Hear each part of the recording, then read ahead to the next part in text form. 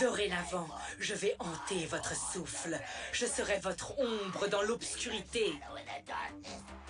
Issue de la noblesse du catch, Luna Vachon a été l'un des personnages les plus dérangés et inoubliables du ring. En regardant Luna, on voyait un monstre prendre vie. Folle, sauvage, satanique. Gardez tous vos bouches puantes et pourries, fermées. Bien qu'elle ait toujours été marginalisée par une industrie dominée par les hommes, Luna était déterminée à repousser les limites et à redéfinir le catch féminin. Ma mère était la mauvaise fille. Oh, c'est pas vrai! Si tu la voyais dans une allée, tu voulais t'enfuir. Osez avoir les couilles de faire le truc que je fais et me déchirer les cordes vocales. Je suis là pour dire ce que j'ai à dire. Sa personnalité volatile est née d'une jeunesse traumatisante et d'une série de tragédies personnelles.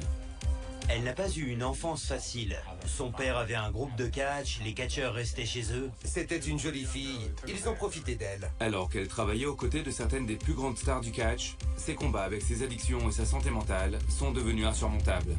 Elle est schizophrène. C'était un truc sérieux. Elle passait de « Oh, merci beaucoup, c'est si gentil » à « Qu'est-ce que tu fais? De quoi tu parles ?» Bien sûr, elle prenait des trucs. Elle sniffait du yayo toute la journée, tous les jours. Elle restait debout pendant un mois, sans interruption. Ça me rend malade. Le lendemain, elle disait « Je ne sais pas ce qui s'est passé. Tu te souviens pas d'avoir frappé ce type ?» C'est la destruction! Le caméraman vient d'être poussé!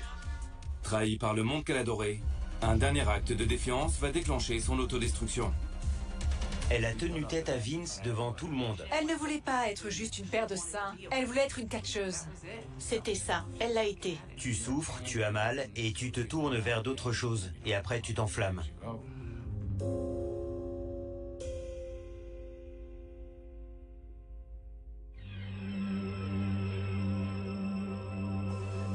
Il y a deux façons de glisser facilement dans la vie. La première consiste à tout croire. L'autre, à douter. Luna Vachon et les Black Hearts. J'ai toujours pensé que le catch était réel. Quand vous êtes un enfant, vous pensez que c'est réel. C'est ce qu'elle a toujours été pour moi. Elle a toujours été Luna. Je m'appelle Van Heard et ma mère est Luna Vachon.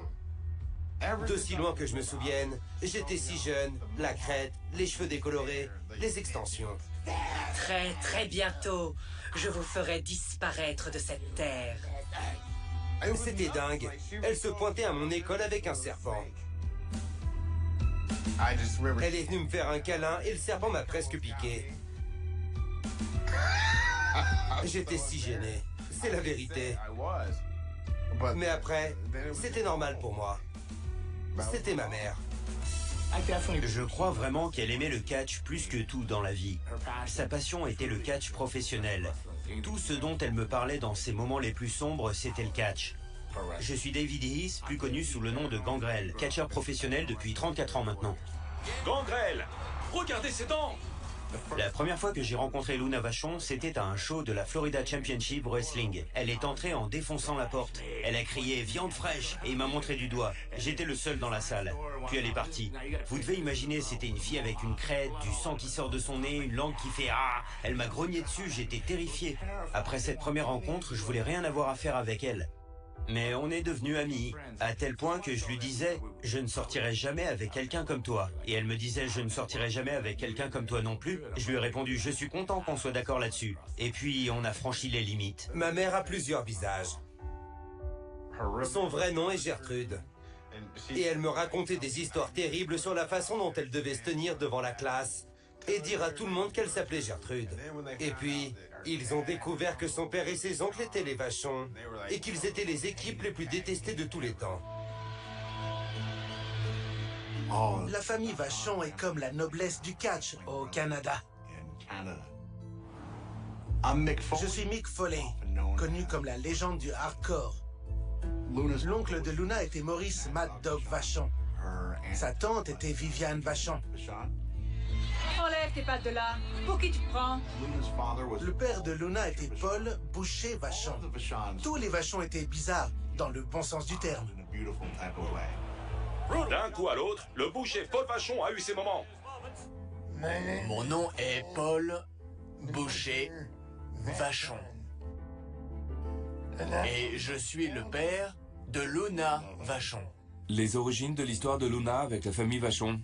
remonte à une rencontre fortuite après une tragédie terrible, survenue le 18 décembre 1966. Je faisais du catch à Atlanta.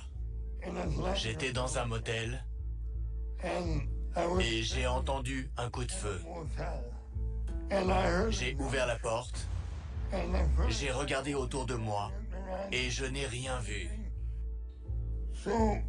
Alors, je me suis rendormi. Le lendemain matin, on a frappé à ma porte. Et elle a dit, le propriétaire du motel s'est tiré dessus. C'était mon mari. Et j'ai rencontré sa fille qui avait alors 4 ans.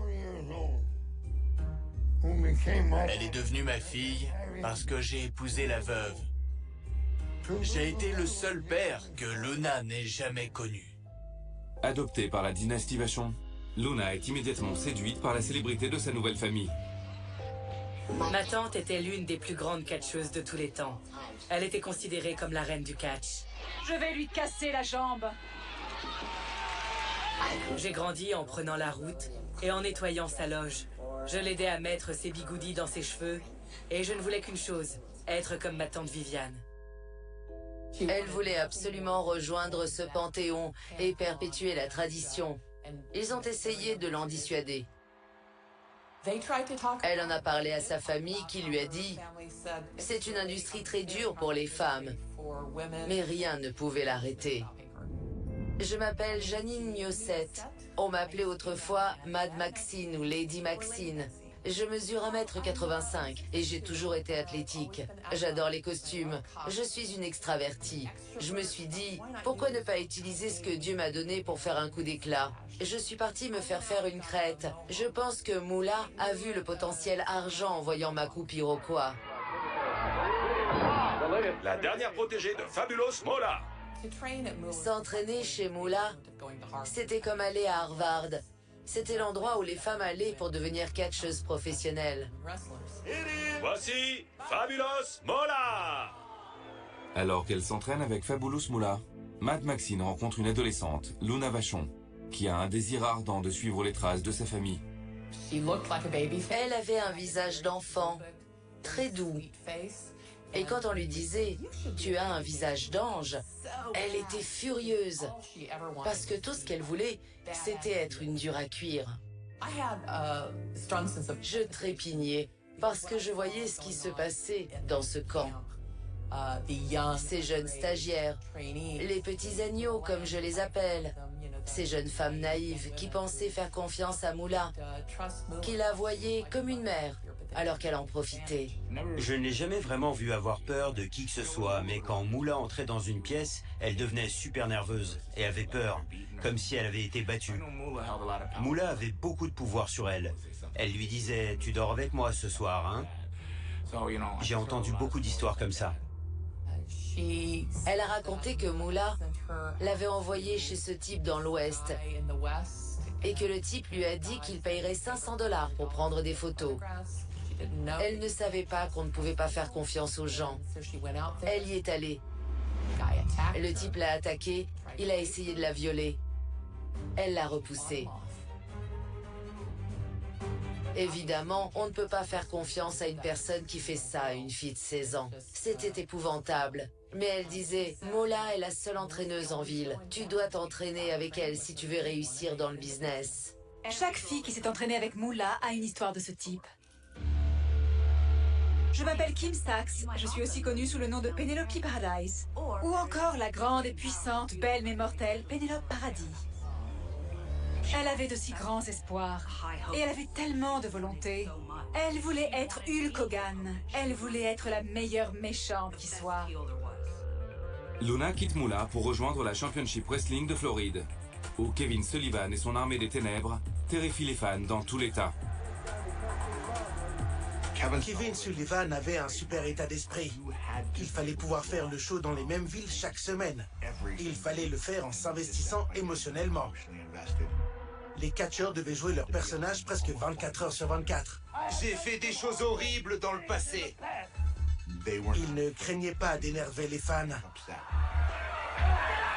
De les énerver vraiment.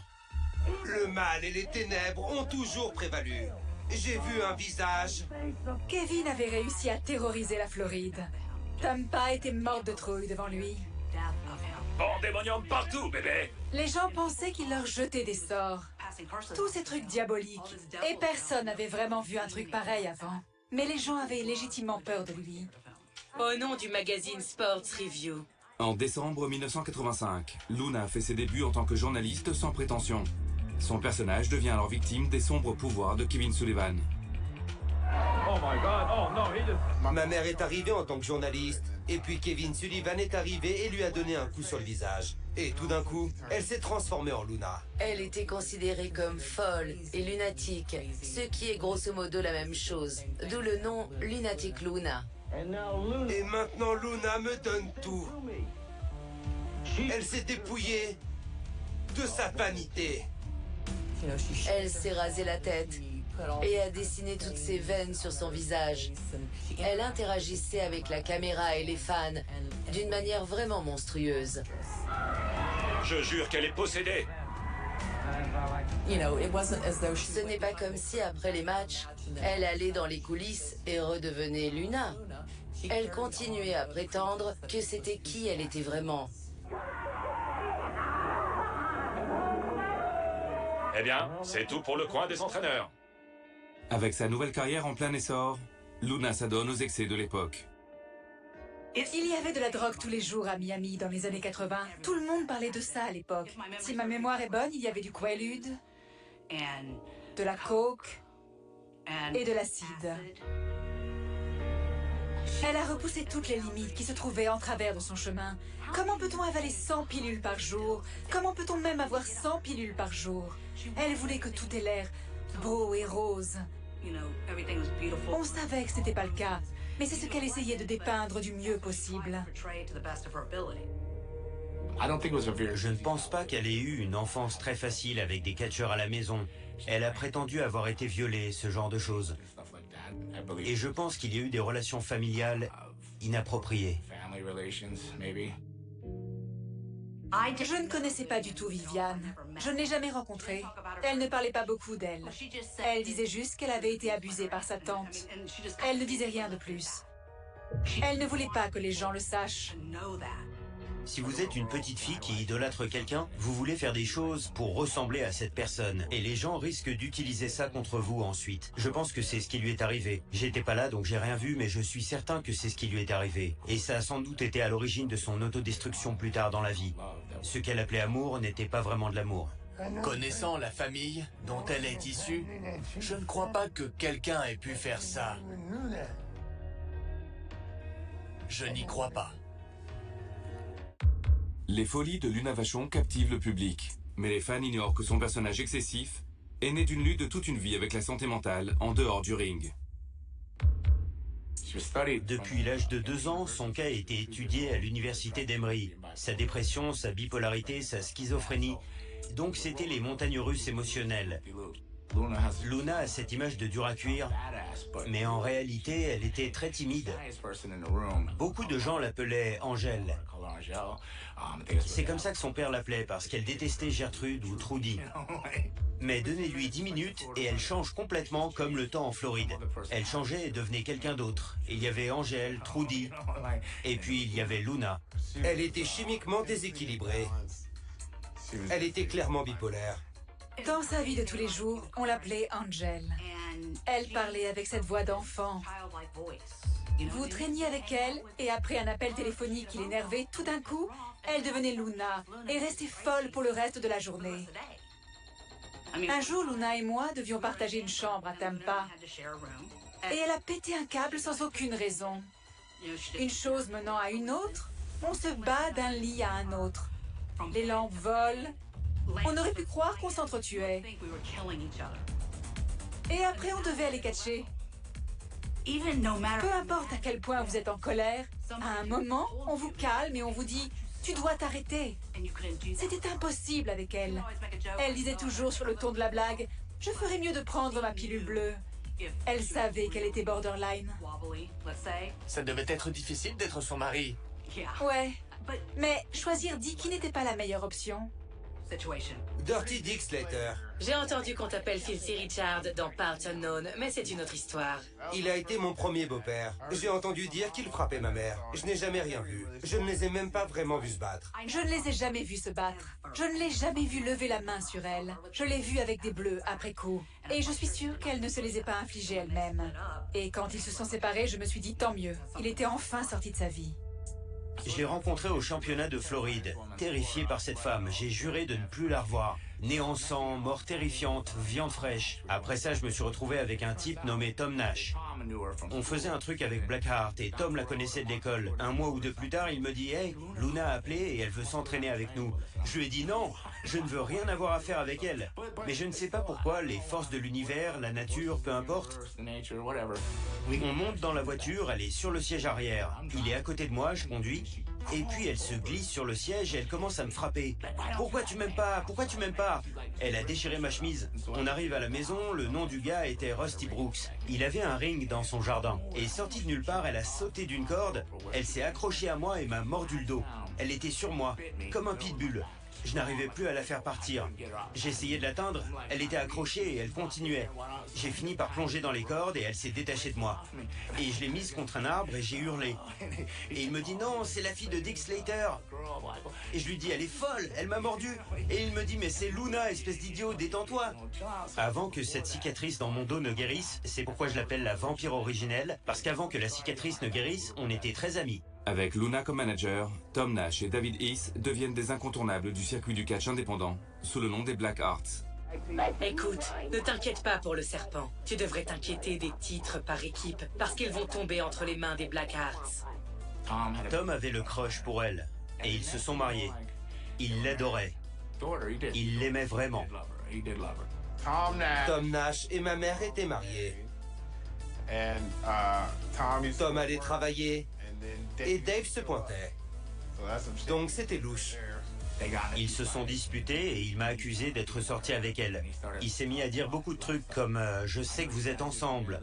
Et il s'est jeté sur moi et j'ai craqué. Je me suis senti vraiment mal. J'ai vomi dans les toilettes le lendemain à l'aéroport quand j'ai compris ce que j'avais fait. Les retombées de la bagarre entraînent la dissolution des Black Hearts. Peu après, le mariage de Luna et Tom Nash prend également fin. Je la vois comme une fleur sauvage sur la route.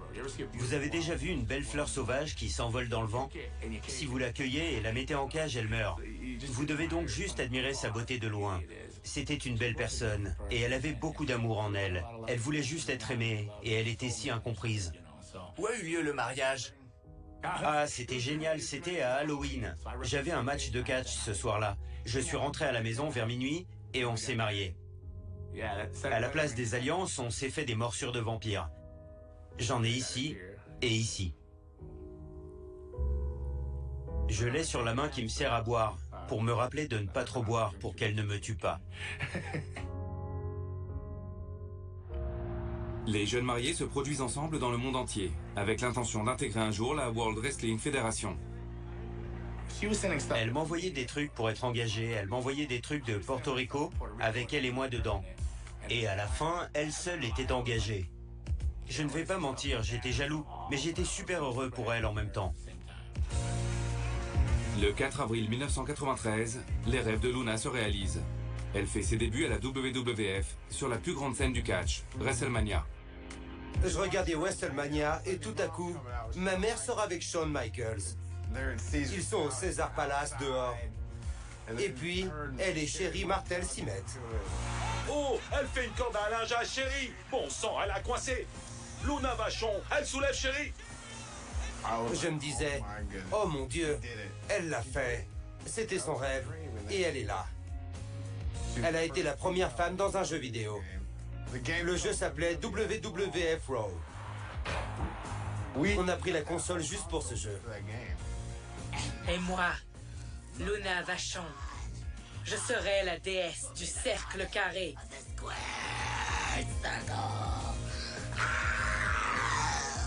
Tu essaies de réussir en tant que catcheur, et puis tu rajoutes les autres éléments comme la drogue, la dépression et la bipolarité. Tu continues tous les jours à courir, ça va vite, mais au bout du compte, tu sais que ça se termine. Après 15 ans d'abnégation et de lutte dans les circuits indépendants, Luna Vachon atteint enfin les sommets du monde du catch. Luna Vachon! Je la voyais un peu. Parfois, une fois par an, une ou deux fois par an. Elle déchirait tout. Elle était sur la route. J'étais avec ma grand-mère. Beaucoup de filles n'avaient pas d'enfants, ou bien elles les avaient très tard, après leur carrière. Parce que pendant, c'est impossible. Elle vivait dans cette petite caravane rose des années 50, avec une Porsche. J'ai frappé à sa porte et elle avait pleuré. Ses yeux étaient tout gonflés. Je lui ai demandé ce qui n'allait pas et elle a dit que c'était l'anniversaire d'un de ses fils. Je ne savais même pas qu'elle avait des enfants jusqu'à ce moment-là. Elle ne parlait pas de ses enfants la plupart du temps. Ma mère a pris la route. Elle avait un rêve et elle l'a réalisé. Cet homme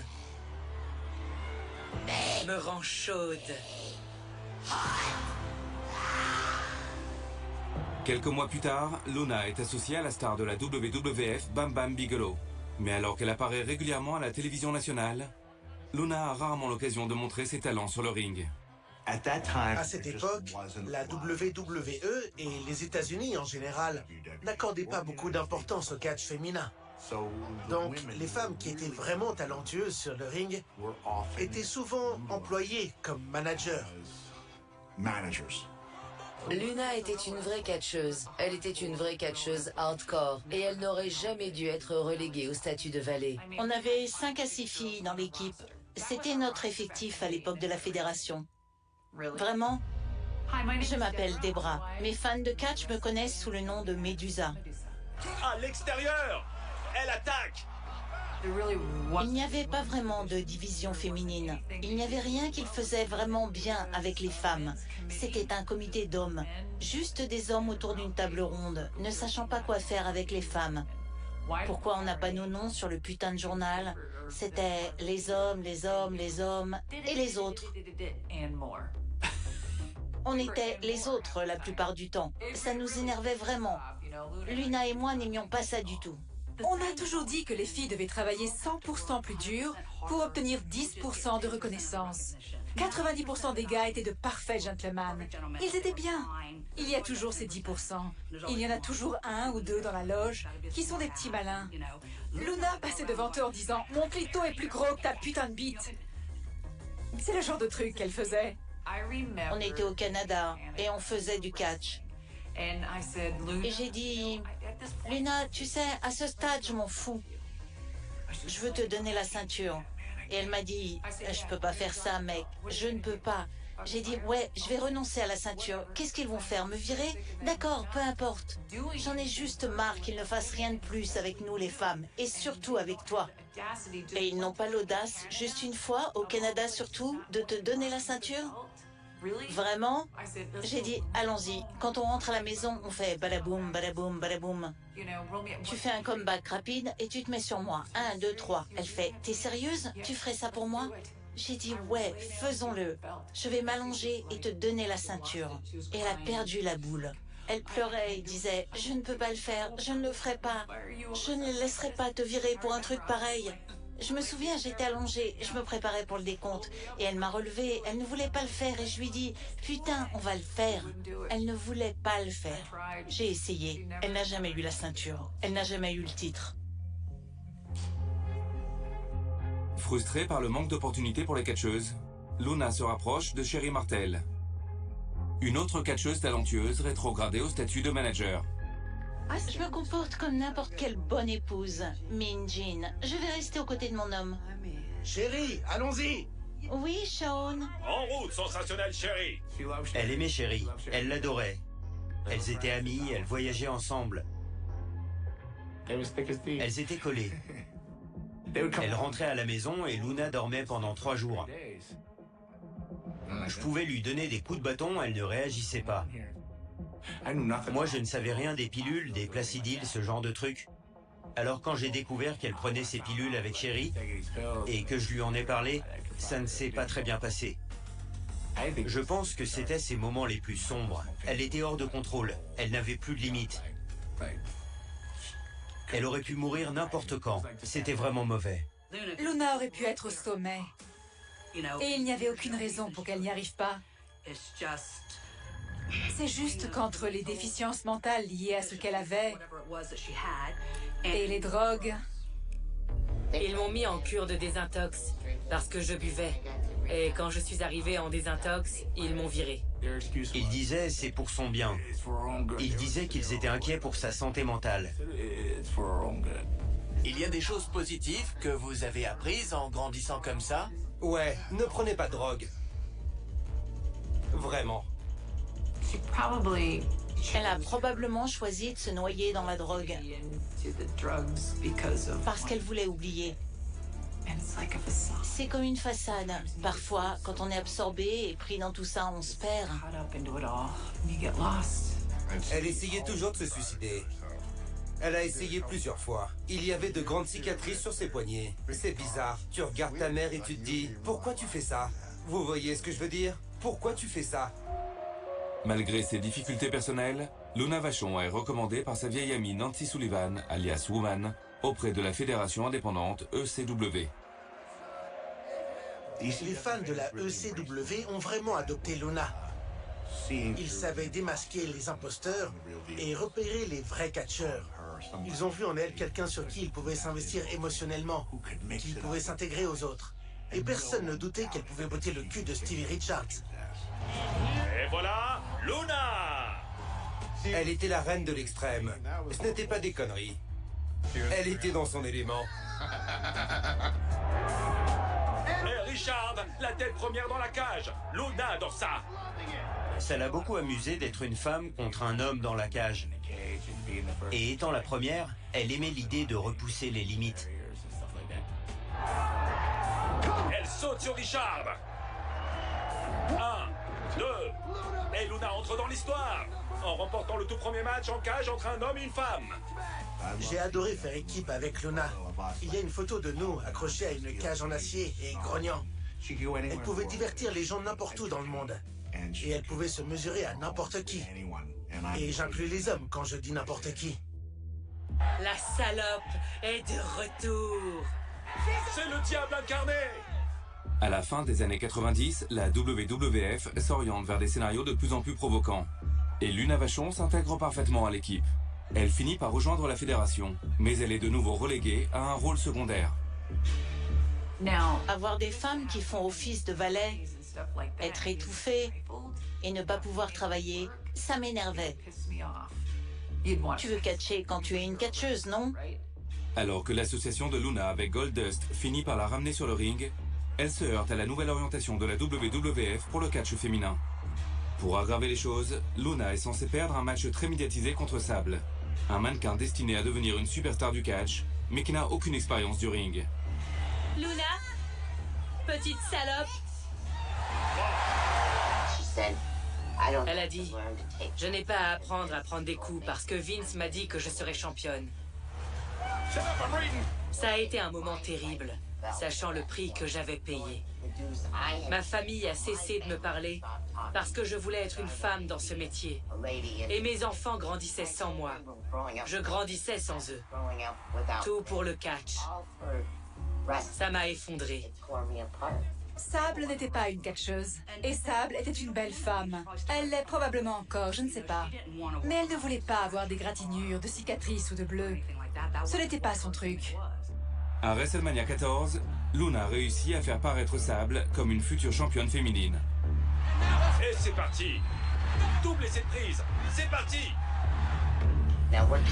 On parle de WrestleMania, c'est le Super Bowl du catch. Vince McMahon m'a dit, si je la blesse ou l'égratigne, je suis viré. Elle lui tire les cheveux. Pas juste, elle triche. C'est une grosse pression de faire un match avec quelqu'un qui est relativement inexpérimenté. Incroyable. Une bombe. Sable a bombardé Luna. Et donc, vous prenez un vétéran comme Luna et vous lui dites, on te fait confiance pour faire gagner cette personne. Sable avec un TKO. Incroyable. Donc elle fait son match. Et Luna est super excitée de le faire. Elle est heureuse pour la fille qui gagne après un comeback. Elle voit Vince McMahon et il applaudit. Elle pense qu'il applaudit pour la félicité de son travail. Mais en fait, il regardait par-dessus son épaule. En fait, c'était Sable qui l'applaudissait. Et elle était derrière elle. Je suis passé et personne n'a dit merci, embrasse mon cul ou suce ma bite. J'ai essayé de lui parler. Luna, qu'est-ce qui ne va pas? Et elle s'est effondrée en larmes. Personne n'apprécie ce que je fais. Ça l'a blessée. Elle voulait être reconnue pour être autre chose qu'une femme bizarre. Elle voulait être reconnue pour ce qu'elle pouvait faire sur le ring. Et cette nuit-là, on l'appelle sur la plus grande scène. Elle fait ce match qui met le feu. Et elle a vraiment été blessée. Qu'on n'ait pas relevé son travail. Sunny est venue voir Luna en disant gentiment « Oh, ne t'inquiète pas pour ça ». Elle lui a répondu « Ah, éloigne-toi de moi ». Et Sunny ne voulait pas partir. Elle s'est approchée, l'a jetée par terre et s'est mise à la frapper sur le dessus de la tête en disant « Je ne fais pas de frapper au visage ». En fait, c'était Sable qui l'applaudissait. Elle était derrière elle. La pauvre Sunny n'a jamais su pourquoi elle s'était faite frapper. C'était un peu fou. Mais c'était juste que Luna était vraiment blessée et elle avait besoin de se défouler. Personne n'évoquait sa santé mentale, mais en même temps, c'était aussi le truc. Alors, c'était du spectacle? Je peux dire que ça ne l'était pas. C'était tout à la fois. Il n'y avait pas de limite. C'était des lignes floues.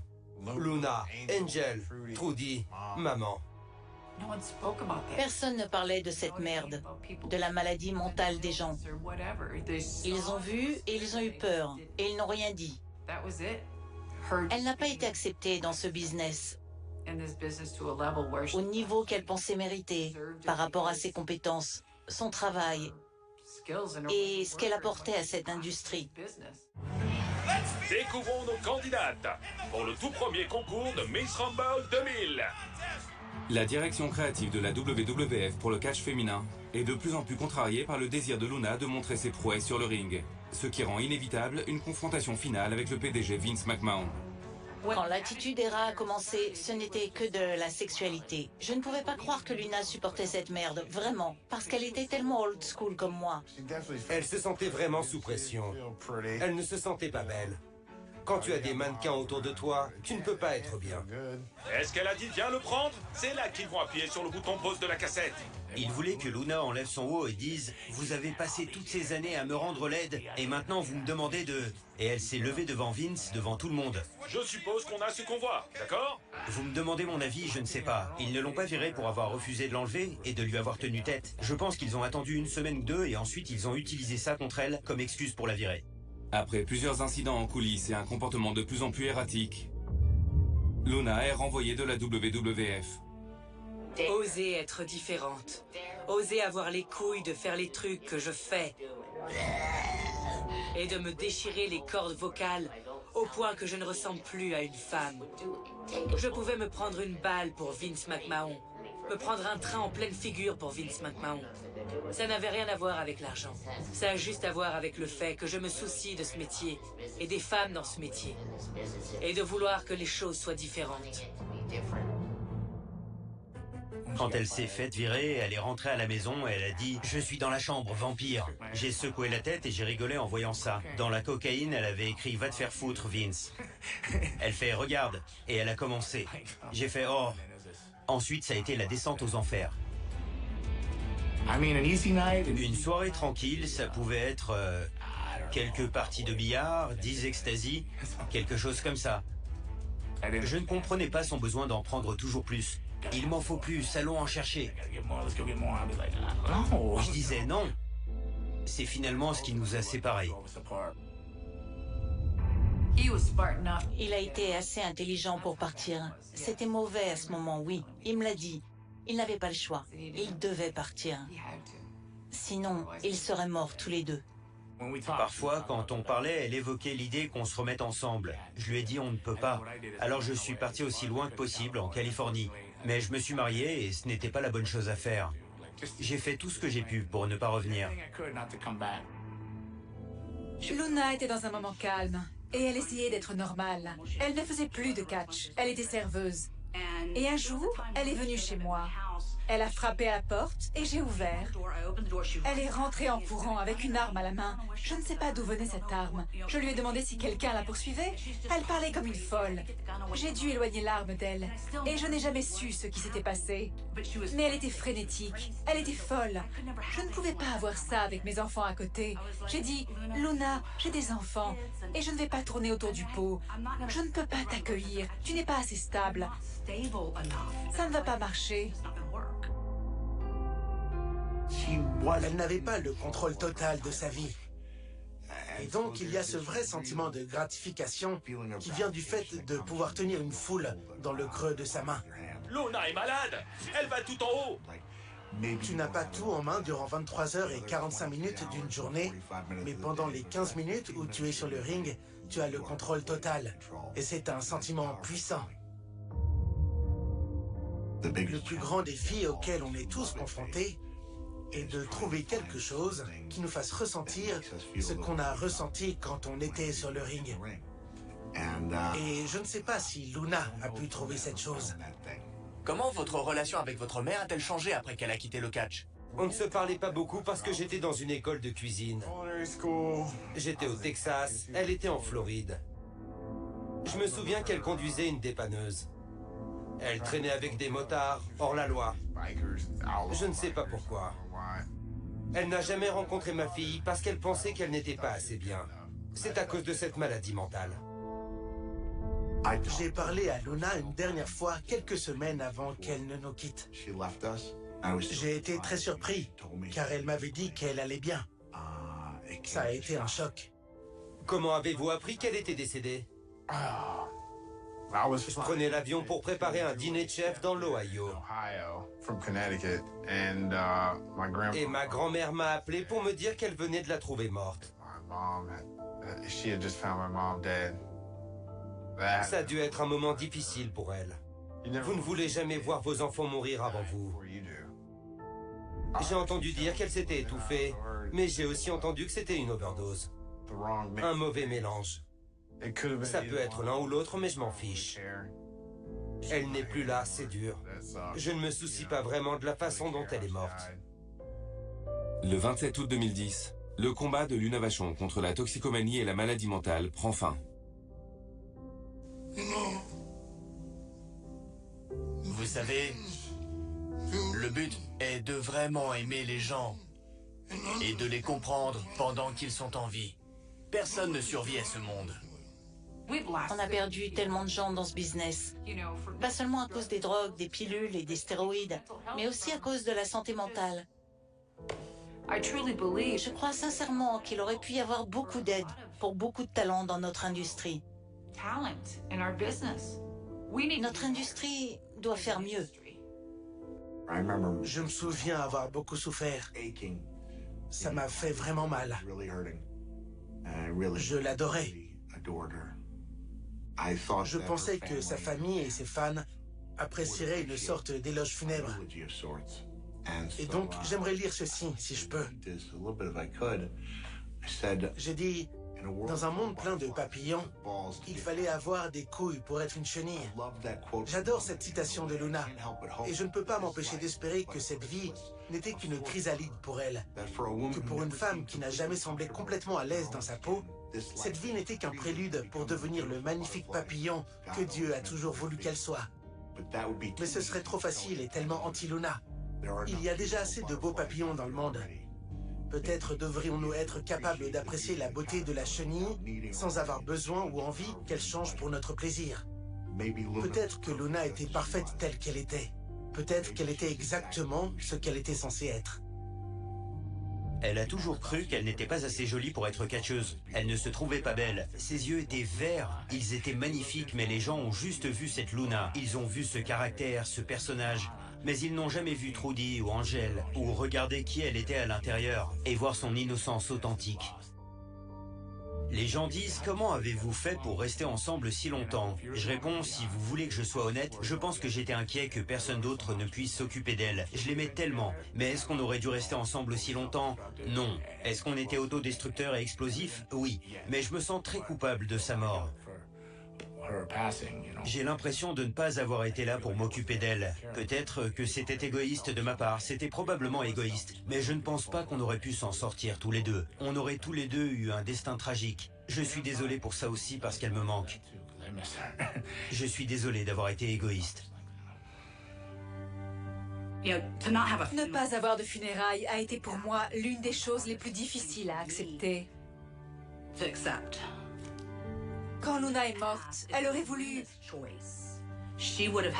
une équipée de Harley-Davidson descendant les rues de Tampa avec son cercueil, avec des pétards, des feux d'artifice et des cierges qui en sortiraient. Et tout le monde l'aurait su, que tout le monde vienne voir son dernier cri. Non, elle n'aurait pas voulu ça. Ce n'est pas son style. Elle était pudique. Elle voulait qu'on la laisse tranquille. Elle était bonne. Des regrets? J'aurais aimé changer les choses pour les femmes. Je regrette d'avoir abandonné ma famille. Et je n'ai pas eu ce que je voulais le plus. Le titre féminin de la WWF, qui ne correspondait pas du tout à ce que je pensais. Luna aurait aimé l'environnement du catch féminin d'aujourd'hui. Elle aurait aimé le côté physique. Jetez en dehors! Sur la table! Elle aurait adoré pouvoir travailler tous les soirs avec certains des meilleurs catcheurs du monde. Je pense qu'elle serait vraiment heureuse de savoir à quel point le catch féminin a progressé. Eh bien, boum! C'était un personnage haut en couleur. Elle apportait tellement à toutes les choses auxquelles elle participait. Et elle était géniale sur le ring.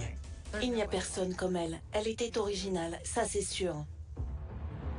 Si Luna était là aujourd'hui et qu'elle te parlait, si elle était derrière moi, les mains sur mon épaule, elle regarderait la caméra et dirait « C'est quoi ton problème? Pourquoi avez-vous attendu que je sois morte avant de faire quelque chose pour moi? J'aurais dû faire ça quand j'étais en vie. Vous auriez pu venir et me parler.